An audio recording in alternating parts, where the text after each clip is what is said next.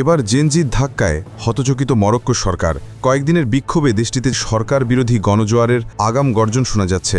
পরিস্থিতি সামাল দিতে গণগ্রেপ্তার চালাচ্ছে আইনশৃঙ্খলা রক্ষাকারী বাহিনী। সে সঙ্গে আলোচনার মাধ্যমে দাবি পূরণের আশ্বাস বা সমঝোতার ঘোষণা দিয়েও জেনজিদের শান্ত করার চেষ্টা অব্যাহত রেখেছে সরকার।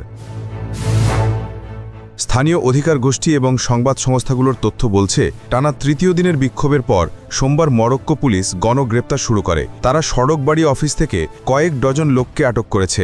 আটককৃতরা শিক্ষা ও স্বাস্থ্য সংস্কারের দাবিতে বিক্ষোভে অংশ নিয়েছেন বলে দাবি পুলিশের। মানবাধিকার গোষ্ঠী বলছে, নতুন বিক্ষোভ দমন করার সব চেষ্টার একটি অংশ এই গণগ্রেপ্তার।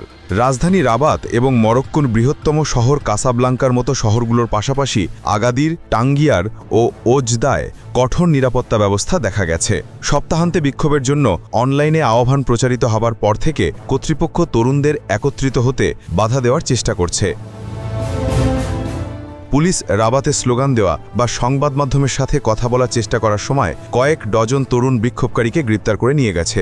সিকুক বলেন, পুলিশ সপ্তাহান্তে রাবাতে 100 জনেরও বেশি লোককে গ্রেপ্তার করেছে বলে জানা গেছে এবং কমপক্ষে 11টি শহরের রাস্তায় তরুণ মরক্কানরা নেমে আসার সময় কয়েক ডজন লোককে গ্রেপ্তার করা হয়েছে। সোশ্যাল মিডিয়া প্রচারিত ভিডিওতে দেখা গেছে, পুলিশ বিশ্ববিদ্যালয় ক্যাম্পাসের কাছে সড়কে জড়ো হওয়া শিক্ষার্থীদের জোরপূর্বক ছত্রভঙ্গ করছে। সোমবার মরক্কো মানবাধিকার সমিতির রাবাত শাখার সভাপতি হাকিম সিকুক বলেন, সপ্তাহান্তে আটক বেশিরভাগ বিক্ষোভকারীকে মুক্তি দেওয়া হয়েছে, কিন্তু অনেককে নির্যাতন করা হয়েছে বলে আমরা অভিযোগ পেয়েছি।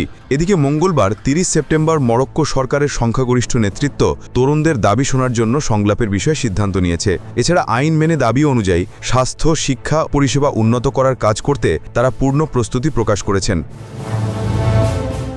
সরকারের উচ্চ পর্যায়ের এক বৈঠক শেষে জানানো হয়, অনলাইন এবং পাবলিক প্লেসে তরুণদের দাবি পর্যালোচনা করার পর সরকার নিশ্চিত করছে যে তারা প্রয়োগযোগ্য দাবিগুলো মনোযোগ সহকারে আমলে নেবেন। জেনজি 212 ও মরক্কান ইউথ ভয়েসের মতো তরুণ গোষ্ঠীর নেতৃত্বে বিক্ষোভের ঢেউ অন্তত 11টি শহরে ছড়িয়ে পড়ার পর ওই বৈঠকটি অনুষ্ঠিত হয়। প্রতিবেদনে ঝিনুক রহমান, কণ্ঠে মৃদুল। আপনারা দেখছেন ওয়ার্ল্ড ভিউজ।